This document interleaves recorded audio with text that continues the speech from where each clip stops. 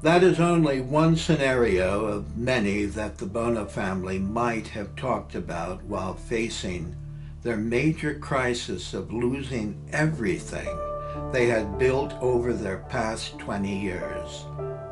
It's anyone's guess what they discussed during those desperate days, but it was a severe, concrete reality facing Victor Francis going to prison for many years. The newspapers throughout America were following these many updates of the death of Tony Mirabile, and they would keep coming out in black print practically every day of the week. Victor Charles was acting at the Oak Globe Theater during their Shakespearean Festival of 1959, and it is said that the talent scout Jerry Bloom from Warner Brothers was first to discover him playing Falstaff in Henry IV, Part 1, and he ushered him up to Hollywood. This is how Victor Charles's history is presented in current internet bios of how he supposedly first went up to Hollywood to become a television and motion picture actor. It's partially correct that Jerry Bloom did see him playing Falstaff that year, but the truth is, Victor Charles most likely had gone up to Hollywood before playing Falstaff in the Oak Globe Theater's Shakespearean Festival of 1959.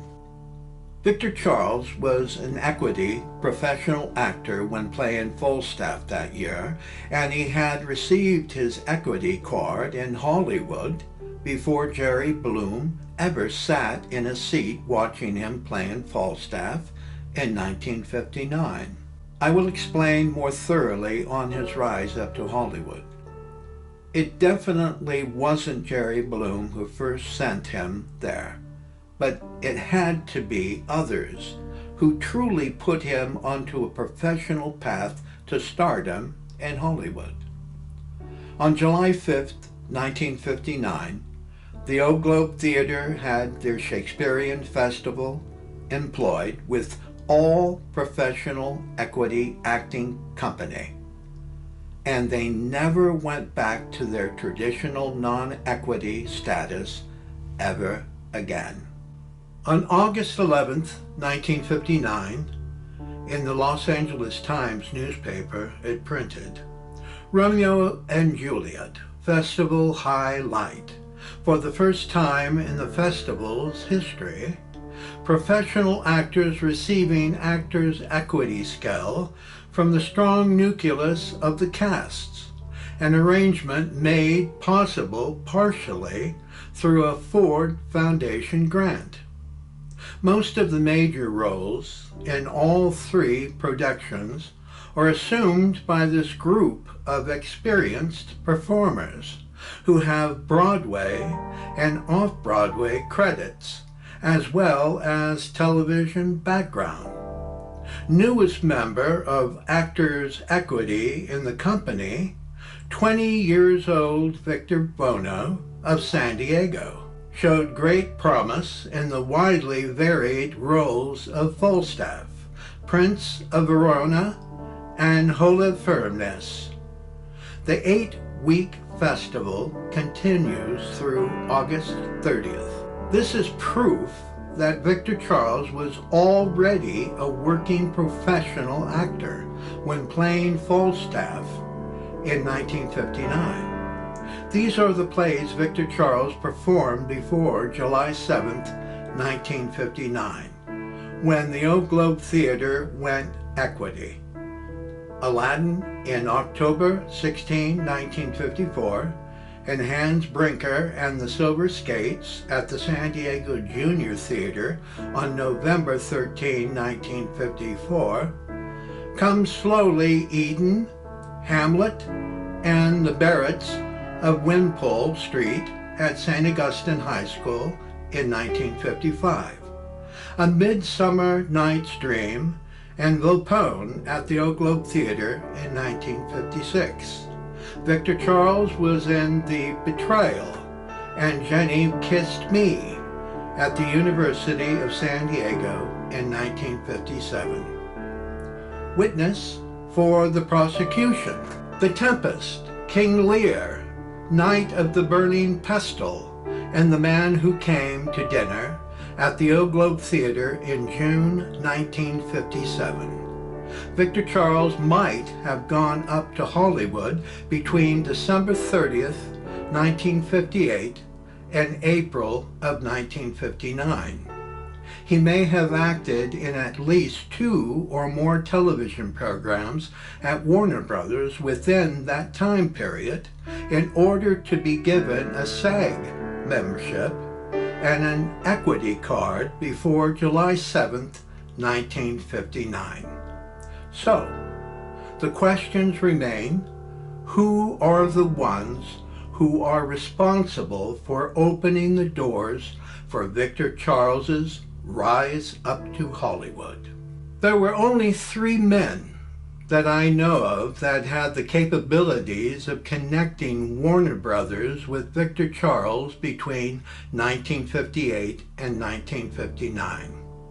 Those 3 candidates are Victor Francis, Father John R. Ahern, and director Craig Knoll.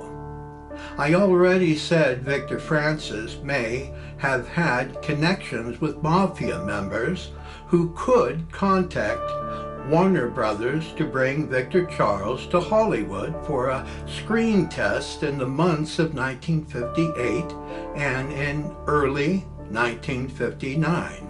When Father John R. Ahern first heard about the crisis taking place in Victor Charles's family, he may have contacted various influential people who were connected to Warner Brothers. Putting it simply, Father John R. Ahern was Victor Charles's mentor, and he would have probably gone to any lengths to help the Buono family financial crisis. Father Ahern had connections in all corners of commerce throughout Southern California, and he most likely knew associates in Hollywood as well. Craig Knoll, the director of the Old Globe Theatre, is the 3rd candidate who may have helped Victor Charles to become a professional actor. He was a soldier in World War II, and when the war ended, he was working for a short time at 20th Century Fox as a screen test director. On April 27, 2015, there was an article written in the Ranch and Coast magazine in San Diego about Craig Knoll's life, and it printed: Delza Martin, longtime Globe board member and active with the barn players that preceded the community theater, knew exactly who that director should be. She lost no time traveling with her husband to Los Angeles to persuade Knoll to return to the Globe as its artistic director. It wasn't easy to persuade Knoll. He was busy at 20th Century Fox, where as dialogue director he oversaw many screen tests, including the screen test of Marilyn Monroe and Shelley Winters. It was Craig Knoll, his mentor, who encouraged Victor Charles to act at the Old Globe Theatre. In 1956, Victor Charles won the Globe Atlas Award for Best Actor of the Year in the production of Volpone. It is clear to me that when Craig Knoll may have read the newspaper on December 30th, 1958, and seen the name of Victor Francis Buono being a suspect to the murder of Tony Mirabile, he may have talked with Victor Charles immediately. Then, in hearing the financial crisis facing the Buono family, he possibly was the one who contacted Warner Brothers and other people he knew to get Victor Charles a screen test. Whoever it was who opened the door for Victor Charles to become a professional actor in Hollywood will most likely remain a secret of who was holding the golden key. I do know this, it wasn't the talent scout Jerry Bloom who discovered him, but it was probably one of these three most important men in his life who invested their talents and wisdom into making Victor Charles Buono a star in Hollywood.